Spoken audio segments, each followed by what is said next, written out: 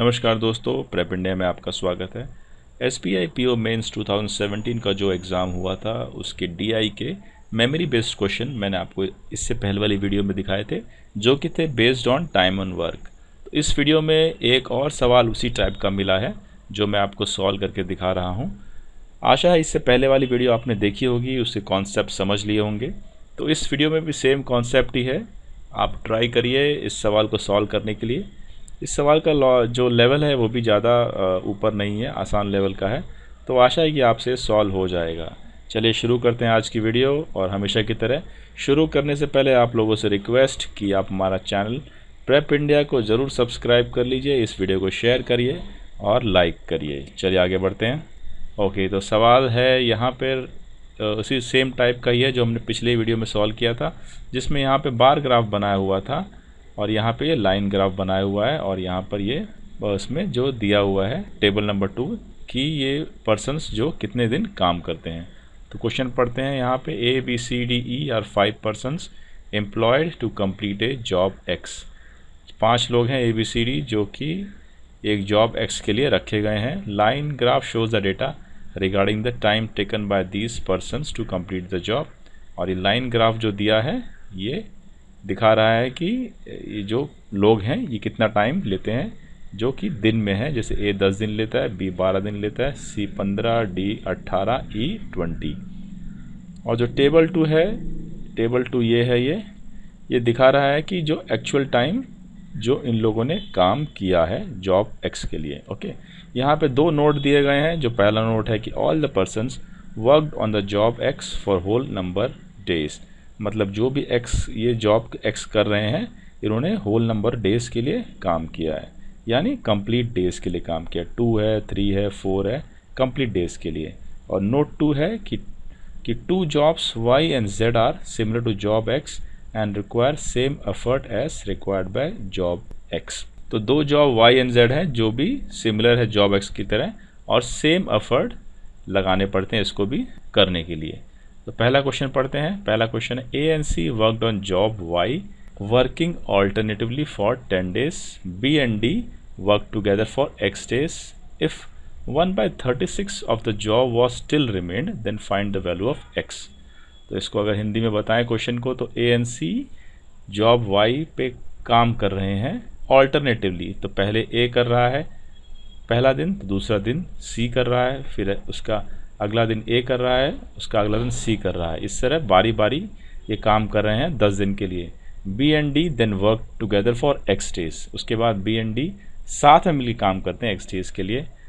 और इनके करने के बाद अगर 1/36 जो काम है जॉब Y का वो बचा हुआ है, तो X क्या है, यानी X ये निकालना है जो कि B and D ने काम किया है मिलके। तो उसको अगर हम देखें A और C ने ऑल्टरनेटिवली 10 दिन के लिए काम किया, यानी A 5 दिन के लिए करेगा और C 5 दिन के लिए करेगा। तो इसको हम इक्वेशंस में डालेंगे तो 1/A प्लस 1/C, और ये 5 दिन के लिए कर रहे हैं। और उसके बाद B and D कितने दिन के लिए कर रहे हैं, X दिन के लिए कर रहे हैं। तो 1/B प्लस 1/D।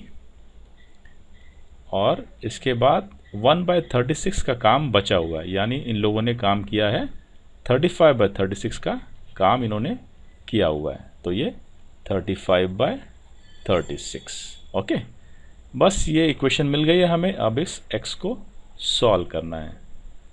तो 1/A कितना है, यहाँ पे दिया है 10। सो 1/A 10 हो गया है और 1/C है 15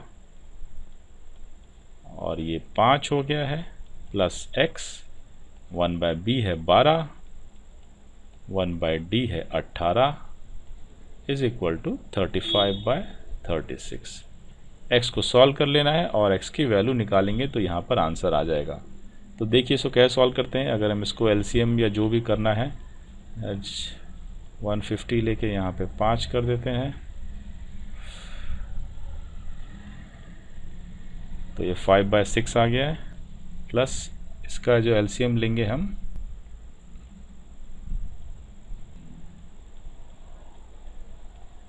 इज इक्वल टू 35/36।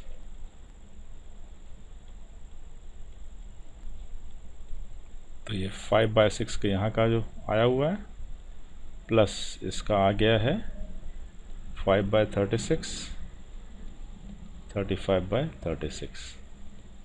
तो x को निकाल लेंगे हम, 35/36 माइनस 5/6, 36 सेम इसका एलसीएम आएगा, 35 माइनस 30, तो ये 5/36 हो गया है। यहाँ पे 5/36x, ये इससे कट जाएगा तो x इज इक्वल टू 1 आ जाएगा। तो आंसर हमारा आ गया है ई पार्ट यानी 1। ओके, तो बस इक्वेशन का ही खेल है, उसके बाद आप आराम से इसको सॉल्व कर सकते हैं। चलिए अगला देखते हैं। E worked on the job Z for 5 days। E ने 5 दिन के लिए काम किया है। And the remaining job was completed by A, B and D who worked on the alternate days starting with A followed by B and D in that order। मतलब E ने 5 तक काम किया है, उसके बाद A ने पहला दिन काम किया, फिर उसके अगले दिन B ने काम किया और उसके अगले दिन C ने काम किया। तो इस तरह से ऑर्डर में इन्होंने काम किया। ओके, तो इसमें निकालना है कि B ने कितने दिन के लिए काम किया है। ओके, यानी ऐसा होगा कि A, फिर B आएगा, फिर C आएगा, ये हो गया एक बार, फिर A आएगा, B आएगा, C आएगा, फिर ऐसे A आएगा, B आएगा, C आएगा, फिर A, B, ऐसे करते करते जब तक काम ख़त्म हो जाएगा तब तक करते रहना है। और जब काम ख़त्म हो जाएगा तो उसमें निकालना है कि B ने कितने दिन काम किया है। तो पहले निकाल लेते हैं। E ने अगर 5 दिन तक काम किया है और E का है यहाँ पे 20, ये आपको पता है कि 1/20 कैसे करना है, ये तो पहली वीडियो में मैंने पूरा डिटेल में आपको समझाया था।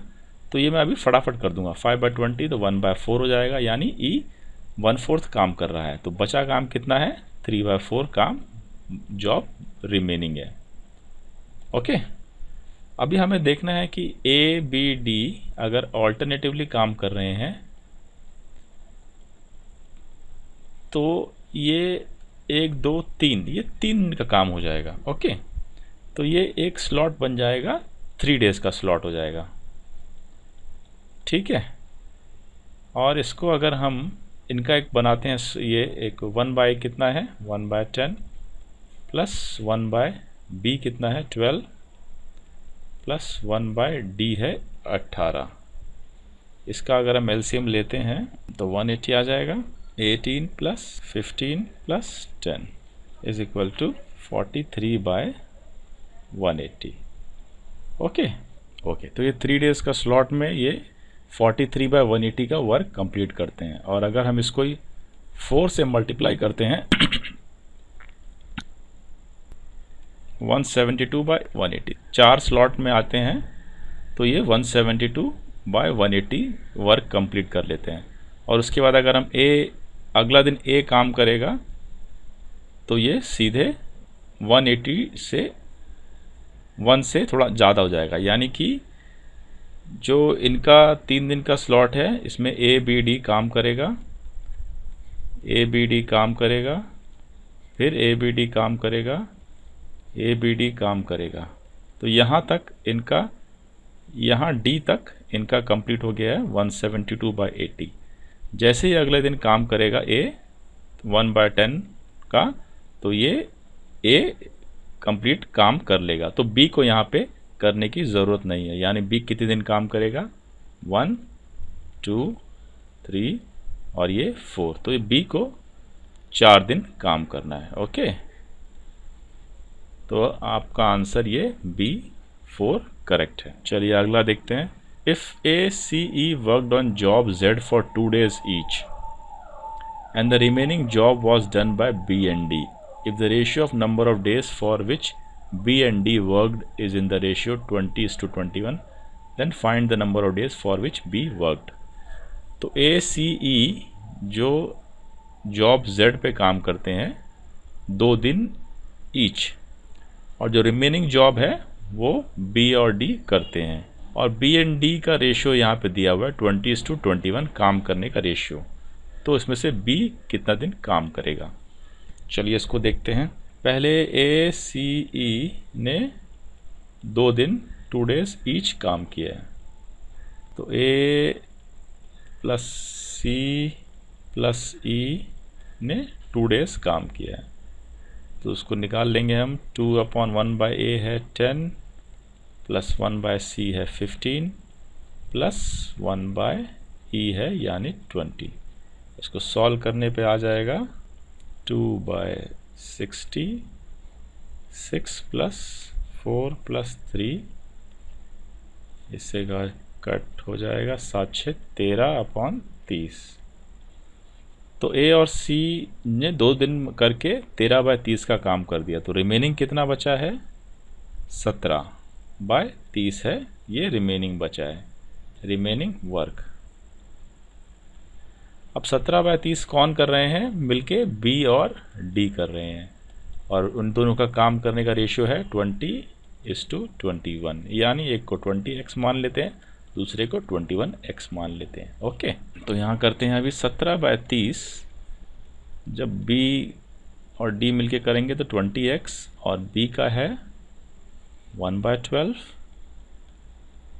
प्लस d का है 21x और d का है 1/18। बस यहाँ पे x की वैल्यू निकालनी है, यहाँ पे हमें इसको आप कैंसिल कर दीजिए 4 से, 4 5 जा 3 जा, इसको आप 3 से कर दीजिए 7 और 6, तो 17/30 is equal to 5/3x plus 7/6x। Okay, इसका जो आ जाएगा 6 ही आ जाएगा, सो 10 प्लस 7। ओके, तो ये 17 आ गया, 17 इससे कैंसिल हो जाएगा, और ये 6 से 5 आ जाएगा, तो x की वैल्यू हो गई है 1/5। तो अब 1/5 यहाँ पे जो रेशियो दिया है 20x 21x, जिसमें b यहाँ है d यहाँ है, तो b का है 20x यानी 20 × 1/5, काटेंगे इसको 4, तो b काम कर रहा है 4 दिन के लिए, 4 डेज के लिए। ओके, तो आंसर हमारा 4 डेज हो गया, डी। चलिए अगला करते हैं। If the ratio of number of days for which B and D worked on the job x is 4:3, find the difference between the number of days for which B and D worked. B and D जो काम किया है उनका ratio है 4:3, तो हमें 4x और 3x ले लेते हैं इसको, और difference between number of days निकालना है, यानी 4x माइनस 3x निकालना है। ओके, तो उसको निकालने के लिए हमें x की वैल्यू निकालनी पड़ेगी। बी एंड डी का रेशियो है काम करने का 4x एंड 3x।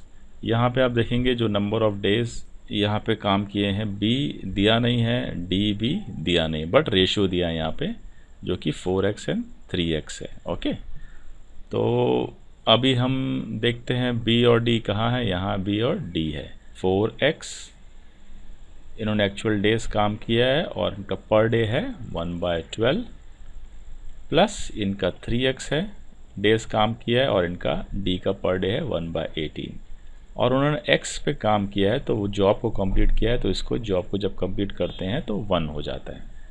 इसको काट देंगे, सो x/3 हो जाएगा, प्लस इसको भी काट देंगे 6 से, ये x/6 हो जाएगा इज इक्वल टू 1।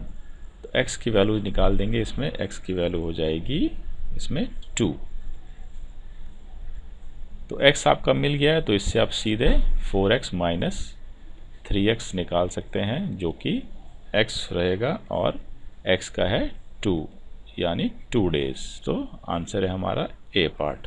ओके, आखिरी क्वेश्चन देखते हैं, जिसमें लिखा है if C worked on the job Y with 5/4 times his given efficiency and was assisted by B every 3rd day, then find the time taken by C to complete the job Y। Okay, C जो भी काम कर रहा है job Y पे, C का ये job है एक दिन में 1/15 करने का, तो उसका वो 5/4 टाइम्स उसकी जो एफिशिएंसी है उससे काम कर रहा है, और जो एवरी 3rd डे है वो बी उसमें हेल्प कर रहा है। तो टाइम सी कितना ले रहा है जॉब कंप्लीट करने के लिए, वो निकालना है। अभी आप सी देखिए, 1/15 जब उसका है पर डे काम करने का, उसकी जब एफिशिएंसी 5/4 आ जाएगी, यानी ये 5/4 टाइम्स मतलब कि वो कम टाइम ले रहा है। तो अगर वो 15 दिन लेता है काम करने के लिए, 15 डेज लेता है सी काम करने के लिए, तो 15 इंटू 4/5 12 डेज लेगा। ओके, अब आप सोचेंगे कि ये 5/4 दिया है तो मैंने यहाँ पे मल्टीप्लाई 4/5 क्यों किया है। तो उसका सिंपल लॉजिक है, 5/4 मतलब कि ये 1 से 1 पॉइंट है, यानी ये 1 से ज़्यादा है। जब ये 1 से ज़्यादा है कोई भी चीज़, तो इसको जो टाइम सी होगा तो उसका जो नया टाइम आएगा वो कम आएगा। तो नया टाइम कम कब आएगा, जब हम इसको 5/4 की जगह 4/5 से मल्टीप्लाई करेंगे, यानी कि नया टाइम जो है वो कम आएगा, यानी वो एफिशिएंसी उसकी बढ़ गई है तो वो कम टाइम ले रहा है। ओके, तो पहले सी लेता था 15 दिन, जब उसकी एफिशिएंसी 5/4 टाइम्स हो गई है, यानी उसकी एफिशिएंसी बढ़ गई है, तो वो कम टाइम लेगा, तो 15 से 12 हो जाएगा। अगर हम इसी को 15 को अगर हम 5/4 से करेंगे तो आप देखेंगे ये इसका आंसर ज़्यादा आएगा 15 से, जो कि पॉसिबल नहीं है। ओके, इसीलिए ये 4/5 से मल्टीप्लाई होगा और आंसर इसका 12 आएगा। ओके, तो ये हो गया है। अब सी का जो नया टाइम है वो 12 डेज आ गया है, ठीक है, जो यहाँ से हमें मिला है और यहाँ हमने लिख दिया है। तो अभी हम यहाँ मिल गया सी 12 डेज। तो जो सी है वो 2 दिन काम करता है, यानी 2 यहाँ आ जाएगा, 12 2 दिन काम कर रहा है। उसके बाद बी आ जाता है तीसरे दिन उसको असिस्ट करने के लिए, यानी सी तो रहता ही है 3rd डे, और उसके बाद बी भी आ जाता है उसको असिस्ट करने के लिए। ओके, अगर हम जोड़ेंगे तो ये 2 डेज हो गया है और ये 1 डे हो गया है। तो ऐसा करके ये 3 डेज में एक पैटर्न बन जाएगा। इसको हम तो इसको जब सॉल्व करेंगे तो ये आएगा 1/3, यानी कि ये 1/3 वर्क कंप्लीट कर रहे हैं 3 डेज में। तो ये टोटल का कितना करेंगे, ये तो 1/3 को अगर हम 3 से मल्टीप्लाई करेंगे, ये 3 तो ये 1, यानी वर्क कंप्लीट हो जाएगा 9 डेज में। 3 के स्लॉट्स में ये आएगा। तो देखेंगे आप, फर्स्ट अगर करेगा बी, सेकेंड डे बी करेगा और 3rd डे बी और सी करेंगे, तो ये एक फर्स्ट स्लॉट हो गया है जिसमें 1/3 वर्क कंप्लीट हो रहा है। इसी तरह से 2/3 और ये 3/3, तो ये सेकंड स्लॉट हो जाएगा और ये 3rd स्लॉट में हो जाएगा। 3rd स्लॉट में पूरा वर्क कंप्लीट हो जाएगा। तो ये सेकंड स्लॉट में भी B first day, second day और 3rd डे बी सी, ऐसे ही 3rd में first day B, second day B, 3rd day B C. तो अगर आप देखेंगे तो 1 2 3 4 5 6 7 8 9, तो बी यहाँ पे 9 डेज काम करेगा। तो 9 ऑप्शन तो इसमें है नहीं, तो हमारा आंसर डी हो जाएगा, नन ऑफ। आज की वीडियो में इतना ही। आशा आपको ये वीडियो पसंद आई होगी। आपसे रिक्वेस्ट कि आप हमारा चैनल प्रेप इंडिया ज़रूर सब्सक्राइब कर लीजिए। All the very best for your coming exams and thank you very much for watching this video. Thank you.